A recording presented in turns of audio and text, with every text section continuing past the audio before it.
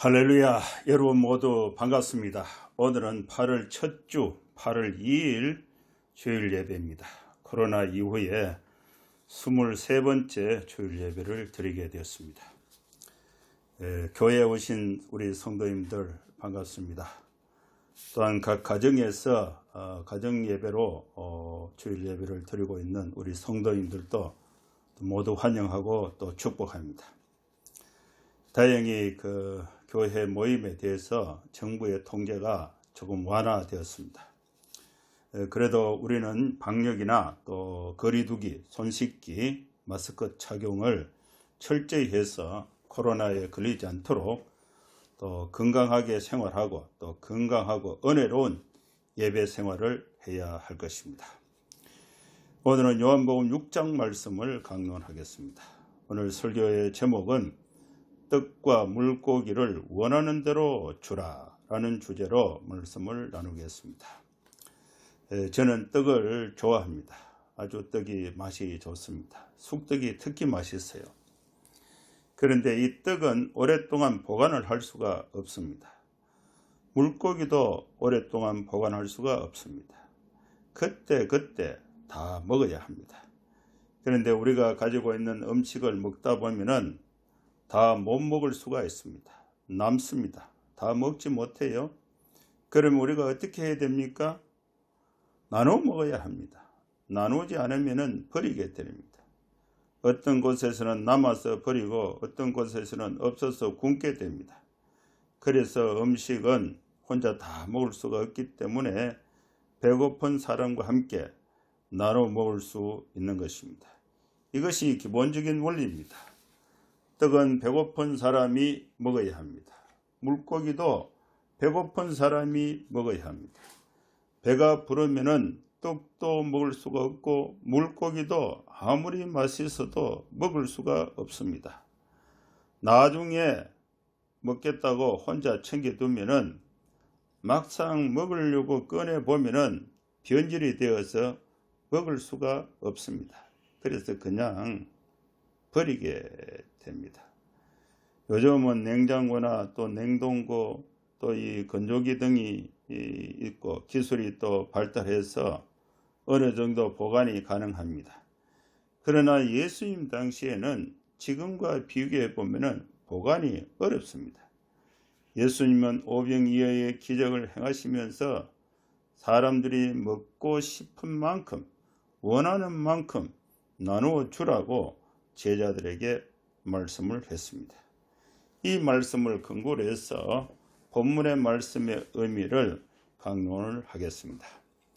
요한복음 1장에서 세례 요한은 예수님을 이스라엘 백성들 앞에 소개하면서 증언을 했습니다. 세례 요한은 예수님을 보고 보라 세상 죄를 지우고 가는 하나님의 어린 양으로 소개하면서 예수님을 메시아로 증언했습니다. 예수님은 세상의 죄를 지우고 가는 하나님의 어린 양으로서 이 세상에서 하신 일이 있습니다. 예수님은 무슨 일을 하셨습니까?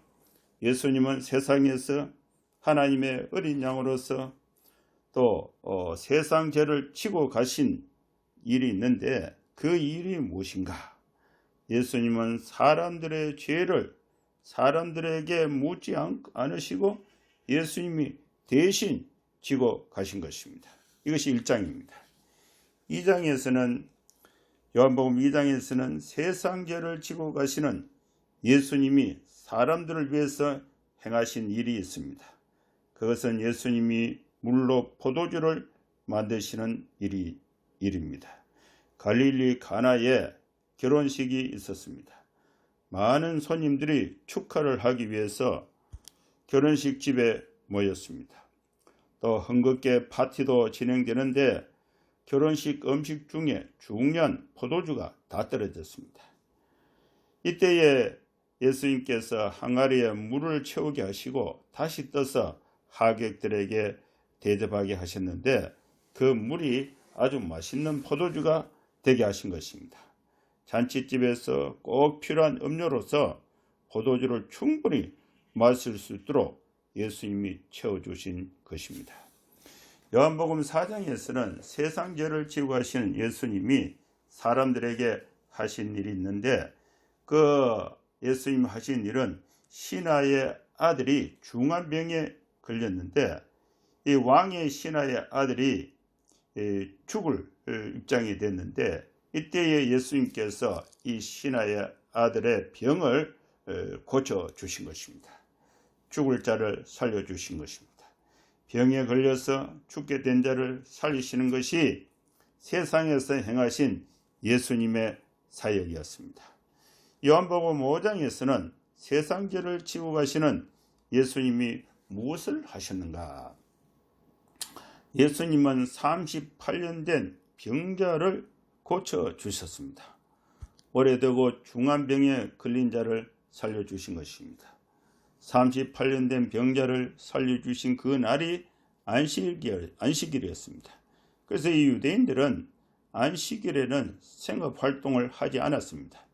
그런데 예수님은 안식일에 일을 하셨는데, 예수님이 하신 일은 다른 사람을 살리는 활동을 하신 것입니다.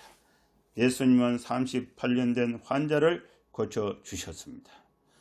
오늘 본문 요한복음 6장에서는 세상 죄를 지고 가신 예수님이 무엇을 하시는가? 예수님은 오병이어의 기적을 베푸셔서 배고픈 자들에게 먹을 것을 주셨습니다. 주식이 되는 떡과 또 부식이 되는 물고기를 먹고 싶은 대로, 원하는 대로 나누어 주셨습니다. 이 말씀이 오늘 설교 본문이 됩니다. 이 본문의 말씀을 간략하게 요약해서 소개해 드리겠습니다. 예수님은 디베라 갈릴리 바다 건너편으로 가셨습니다. 이때에 큰 무리가 예수님을 따라왔습니다. 무리들이 예수님을 따라온 이유가 있는데, 그 이유는 예수님께서 병자들을 고치시는 기적 또 표적을 보았기 때문에 따라왔습니다. 이때 예수님은 제자들과 함께 산에 올라가 앉았습니다. 마침 이때가 유대인들의 명절인 유월절이 가까운 때였습니다. 예수님이 눈을 들어서 큰 무리가 자기에게 오신 것을 보시고 빌립이라는 제자에게 질문을 했습니다. 그 시기가 이 저녁을 먹을 그런 시간이었는데 다 배가 고픈 상태에 있었습니다. 그래서 예수님이 빌립에게 묻기를, 여기 모여든 사람들에게 떡을 먹이려면 얼마의 돈이 들겠는가?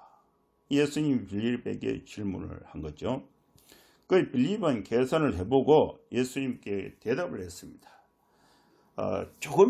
떡을 조금씩 준비해서 나눠준다 해도 200데나리온의 떡을 준비해도 부족할 것입니다.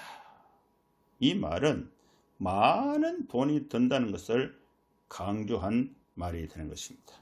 그런데 지금 우리는 돈이 없다, 떡이 없다, 우리가 수중에는 아무것도 없다, 이것을 빌립이 강조해서 예수님께 보고한 것입니다.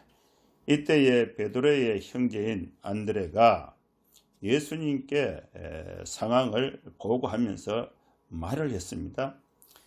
예수님, 여기 한 아이가 있는데 보리떡 5개와 물고기 2마리를 가지고 있습니다. 한 아이가 한 손님이 먹을 도시락입니다. 이것을 가지고 이렇게 많은 사람들에게 나눠 먹는다면 이게 얼마나 되겠습니까? 이때에 예수님께서 말씀을 하셨습니다. 여기 모인 많은 사람들로 하여금 앉게 하라. 앉아서 식사를 할 수 있는 대형으로 앉게 하라. 또 제자들이 예수님의 말씀에 따라서 이 많은 사람들을 잔디 위에 차례대로 정렬해서 앉혔는데 그 인원이 5,000명이나 되었습니다. 또 예수님께서 한 아이가 가지고 있었던 그 떡을 손에 들고 또 축사, 이렇게 하늘에 손에 들고 축사를 하시고 앉아있는 사람들에게 나눠주고 물고기도 나눠주라고 했습니다. 그리고 나눠줄 때에 그 각자가 원하는 만큼 나눠주라는 것입니다. 그래서 이 제자들은 떡과 물고기를 사람들이 원하는 만큼 나누어 줬습니다. 그래서 모인 5,000명이 다 배부르게 먹었습니다. 이때 예수님께서 또 제자들에게 말씀을 했습니다. 먹고 난 뒤에 그 남은 조각을 하나도 버리지 말고 다 모아라. 그래서 이 제자들은 남은 조각을 다 모았는데 그 모은 그 양을 보니까 12바구니에 차게 거두었습니다. 여기에 모인 많은 사람들이 예수님께서 행하신 오병이의 기적을 현장에서 보았습니다. 그리고 그들이 예수님에 대해서 생각을 하게 됐는데 이 예수님은 참으로 세상에 오실 그 선지자라고 했습니다. 그래서 예수님을 그 억지로 붙잡아서 자기들의 임금으로 삼으려고 했습니다. 예수님은 이 사람들이 이런 생각을 하고 있다는 것을 다 아시고 혼자 산으로 떠나가셨습니다. 이 말씀이 본문의 내용을 요약한 것입니다. 이 말씀 예수님께서 제자들에게 명령을 해서 제자들이 실천한 그 내용을 포함하고 있습니다. 이제 우리는 예수님의 말씀을 듣고 또 예수님의 말씀을 따라서 실천해야 하는 제자들의 입장에서 이 말씀을 적용하면서 은혜를 나누고자 합니다. 예수님은 산상수훈에서 제자들에게 염려하지 말라고 했습니다. 그런데 우리는 염려를 많이 합니다. 먹을 것이 다 떨어지면 어쩌나 하는 염려도 있습니다. 어떤 사람은 어떤 옷을 입을까 염려하기도 합니다. 어느 직장에 가야 하나 하는 염려도 있습니다. 집값이 많이 오르는데 나는 어느 세월에 집을 장만할 수 있을까? 또 주택에 대한 염려도 있습니다. 예수님은 명시적으로 또 제자들에게 세 가지를 염려하지 말라고 했습니다. 그 말씀이 마태복음 5장 25절 26절에 있습니다. 그러므로 내가 너희에게 이르노니 목숨을 위하여 무엇을 먹을까? 무엇을 마실까? 몸을 위하여 무엇을 입을까? 염려하지 말라.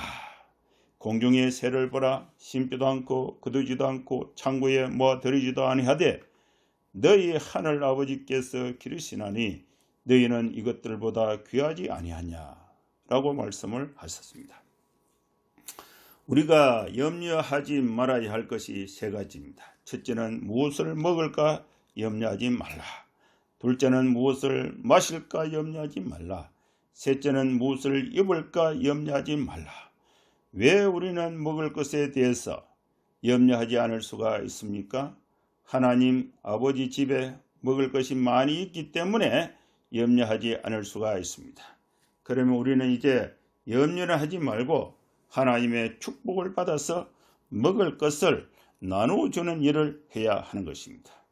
우리는 어떻게 예수님의 그 축복을 받아서 배고픈 자들에게 떡과 물고기를 나눠주면서 살아갈 수가 있겠습니까? 첫째는 우리는 내가 가지고 있는 도시락 하나, 떡과 물고기에 해당하는 그 작은 것 하나라도 예수님의 손에 드려야 합니다. 11절 말씀입니다.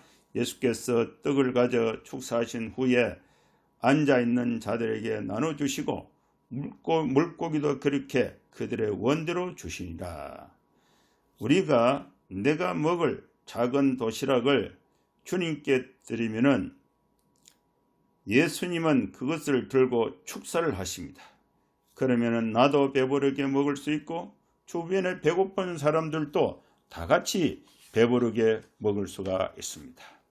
떡 5개와 물고기 2마리는 한 소년이 배고플 때 먹으려고 준비하는 도시락 1인분에 해당이 됩니다. 도시락을 준비하지 못한 5,000명의 많은 사람들이 빈들에 가득 모여 있었습니다. 내 혼자 먹으려고 하면은 배고픈 5,000명이 보이지 않습니다.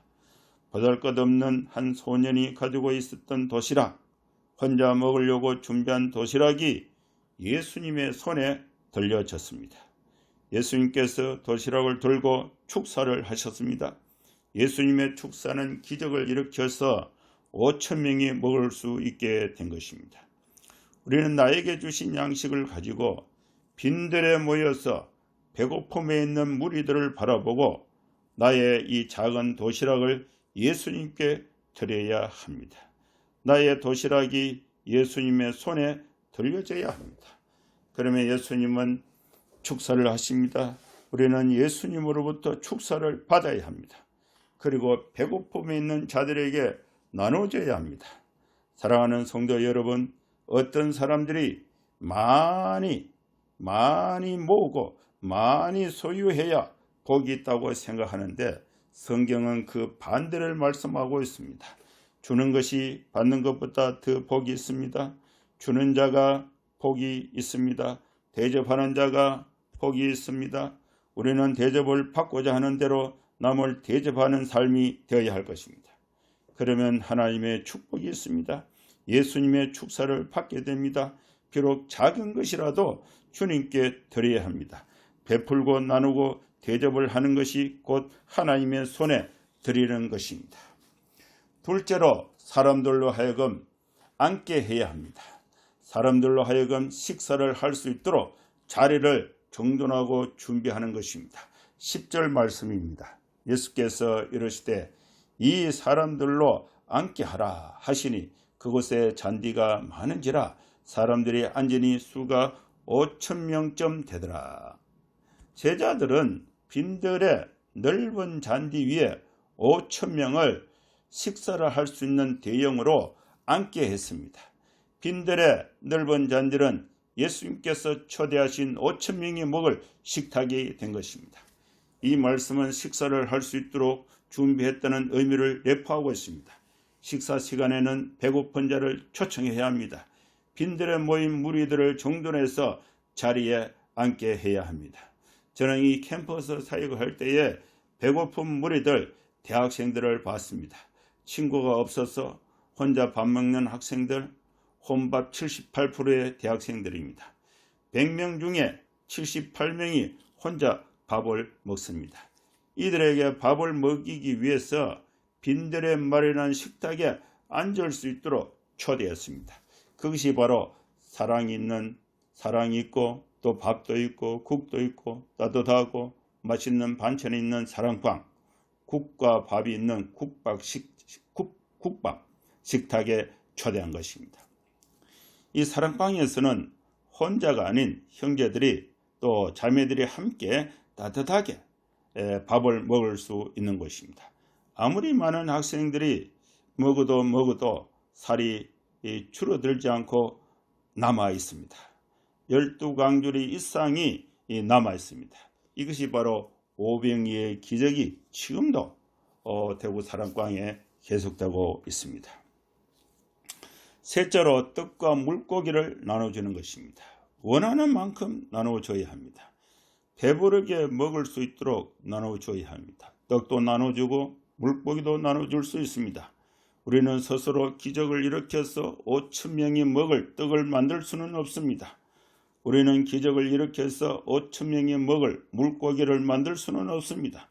기적은 하나님의 손에 달려 있습니다. 다만 우리는 하나님께서 일으키신 기적으로 만들어진 도시락을 내 가방에 쌓아두는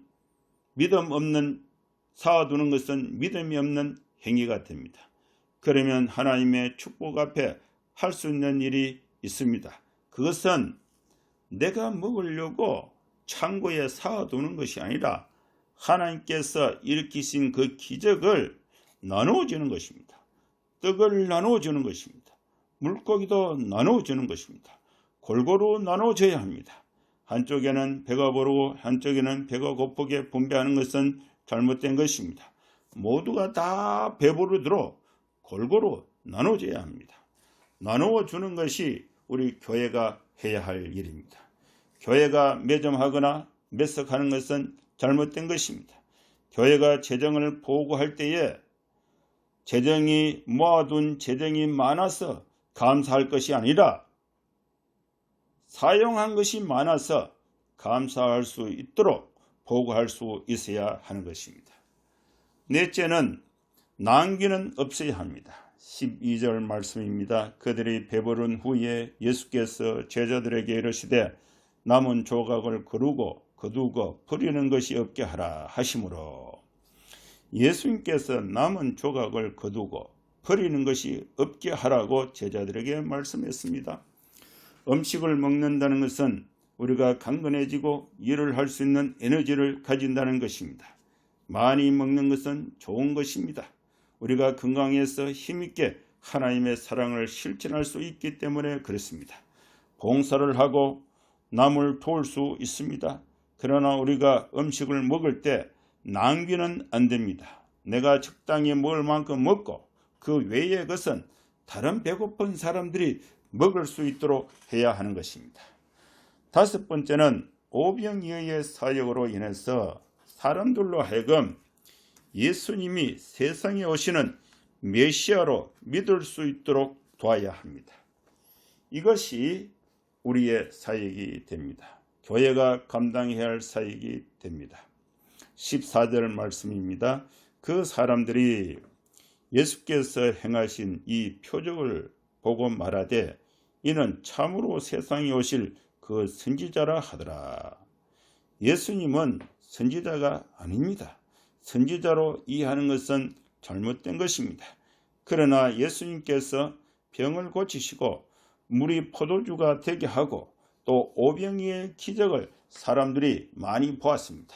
그래서 점차 예수님에 대한 사람들의 반응이 달라지게 되는데 그 반응이 두 가지로 나누어졌습니다. 한쪽에서는 안식일을 어기고 또 성전을 모독하고 하나님의 이름을 욕되게 한다고 예수님을 죽이려고 했습니다. 한쪽에서는 예수님은 참으로 세상에 오시는 선지자로 생각하는 사람들이 생겨났습니다.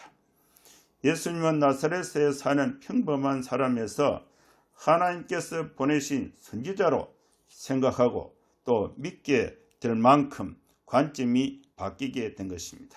이들은 예수님께서 보여주신 마지막 표적, 십자가와 부활의 표적을 본 이후에는 예수님이 선지자를 넘어서 세상을 구원하시는 메시아로 살아계신 하나님으로 믿게 되었습니다. 여러분, 우리 교회는 빈들에 모인 배가 고픈 자들에게 떡을 나눠주고 물고기를 나눠줘야 합니다. 그들이 원하는 대로 주어야 됩니다. 교회가 나눠진 떡과 물고기를 먹고 배가 부른 자들은 생각을 하게 될 것입니다. 교회에는 사랑이 있구나. 교회에는 희망이 있구나. 교회가 말하는 예수님은 참으로 세상에 오실 선지자로 인식하게 되고 궁극적으로 교회가 전하는 복음을 통해서 예수님을 메시아로 믿게 될 것입니다. 빈들에 모든 많은 사람들이 곧바로 예수님을 메시아로 믿는다는 것은 어려운 일입니다. 그러나 교회가 하나님의 사랑으로 배고픈 사람들에게 먹을 것을 나눠주면서 사랑을 베풀다가 자연스럽게 사람들이 하나님의 사랑을 깨달을 수 있도록 해야 합니다. 우리는 하나님이 주신 축복을 이 땅에서 떡을 나눠주고 물고기를 나눠주는데 그 비용을 다 사용해야 합니다. 우리는 하나님 나라에 갈 때에 아무것도 가지고 갈 수 없기 때문에 그렇습니다. 오래전에 돌아가신 제 외할머니가 생각이 납니다. 아마 기억에 92년도에 돌아가셨습니다. 제 기억에 외할머니는 또 재산도 없고 또 글도 모르고 가진 것도 없었지만은 금수하시고 또 성실하신 삶을 살았습니다. 부산 연산시장에서 떡장사를 해서 생계를 이어오셨는데 작은 쪽방에 월세로 평생을 살았습니다. 가난한 극빈자의 고단한 삶을 살았습니다. 제가 81년도 대학교 1학년 여름 방학 때에 부산에 가서 외할머니 방에서 3일을 같이 지내면서 사행리로 복음을 전했습니다. 그때에 평생을 신봉해 오시던 신민당 불교를 버리고 예수님을 영접했습니다. 불교에 관한 염주 또 물품들을 다 모아서 제가 불에 태워버렸는데 그 장면을 물끄러미 쳐다보시면서 눈물을 흘리시던 모습이 기억이 납니다. 그래서 제가 그 할머니를 모시고 연산제일교회에 찾아가서 목사님께 소개해드리고 또 목사님과 전도사님을 모시고 또 할머니 방에 와서 함께 예배를 드리고 또 교회를 출석할 수 있도록 안내를 했습니다. 가끔 제가 할머니 집에 방문할 때에 그 속꼬리 곰탕죠. 속꼬리 곰탕, 속꼬리를 사다 드리면은 그걸 구워서 드시는데 소뼈가 가루가 되도록 계속 물을 넣고 구워 드시곤 했습니다. 어떤 때는 칼치를 사다 드리면은 그 뼈채 다 발라 드시곤 했습니다. 이 할머니 직업은 떡장사였습니다. 밥솥에 그 찰밥을 해서 주게로 끼워서 콩고물을 묻혀서 찰떡을 만들어서 이 다라이에 있고 또 연산시장 그 귀퉁이에 앉아서 떡을 팔아서 그 돈으로 방세를 내고 콩나물도 사고 살도 사고 반찬도 사서 먹으면서 생활을 하셨습니다. 10년 정도 신앙생활을 하시다가 돌아가셨는데 유품으로는 아무것도 없어요. 밥그릇 몇 개, 냄비, 또 낡아 헤어진 옷 몇 벌이 전부였습니다. 장례식 때 그 방을 정리하고 유품을 정리하는데 방바닥에 헤어진 누런 종이 봉투 안에 돈이 들어있는데 돈이 몇백만이 들어있는 것입니다. 할머니는 그렇게 가난하게 살아도 본인이 번 돈을 다 쓰지 못하고 돌아가셨습니다. 여러분, 우리는 하나님께서 주신 축복들을 이 땅에서 다 사용해야 됩니다. 하늘나라에 가지고 갈 것이 아무것도 없습니다. 돈도 못 가지고 갑니다. 지식과 전문성 또 아무것도 가지고 갈 수가 없습니다. 이 땅에서 다 사용해야 됩니다. 배고픈 자들에게 떡도 나눠주고 물고기도 나눠주는데 사용해야 됩니다. 충분히 먹고 배부를 만큼 나눠줘야 합니다. 하나님의 축복의 창고는 샘물과 같아서 아무리 퍼내도 고갈되지 않습니다. 퍼낼수록 더 시원하고 더 맑은 샘물이 나오게 됩니다. 재산을 가지고 천국에 갈 수가 없습니다. 천국에는 이 땅에서 잘 나가는 자격증, 면허증, 집도 재산도 필요 없는 것입니다. 하나님께서 우리에게 주신 축복들을 쌓아두는 것이 아니라 이 땅에서 다 사용을 해야 됩니다. 오늘 주신 말씀처럼 우리 교회와 우리 성도들은 우리가 떡과 물고기를 나눠주는 삶을 실천할 수 있기를 주의 이름으로 축원합니다. 기도하겠습니다. 거룩하신 하나님 아버지, 우리는 많이 저축하고 많이 가져야 안심을 하고 복을 받았다고 생각하고 그렇게 살아왔습니다. 주님, 오늘 주신 말씀을 따라서 먹을 것과 입을 것과 마실 것을 걱정하지 않고 베풀고 나눠주는 삶을 살아갈 수 있게 하여 주시옵소서. 우리가 가지고 있는 것이 비록 작은 것이라도 도시락 하나라도 예수님께 드립니다. 주님이 받으시고 손을 들어 축사해 주셔서 우리는 이제 떡과 물고기를 빈들에 앉아있는 배고픈 무리들에게 나눠주는 삶을 살아가게 하여 주시옵소서. 이 사역을 우리 교회와 성도들이 잘 감당할 수 있도록 우리 모든 성도들에게 건강을 주시고 또 생업에 하나님이 축복해 주셔서 마음껏 베풀 수 있도록 하나님께서 은혜로 축복하여 주시옵소서. 예수님의 이름으로 기도하옵나이다. 아멘. 감사합니다.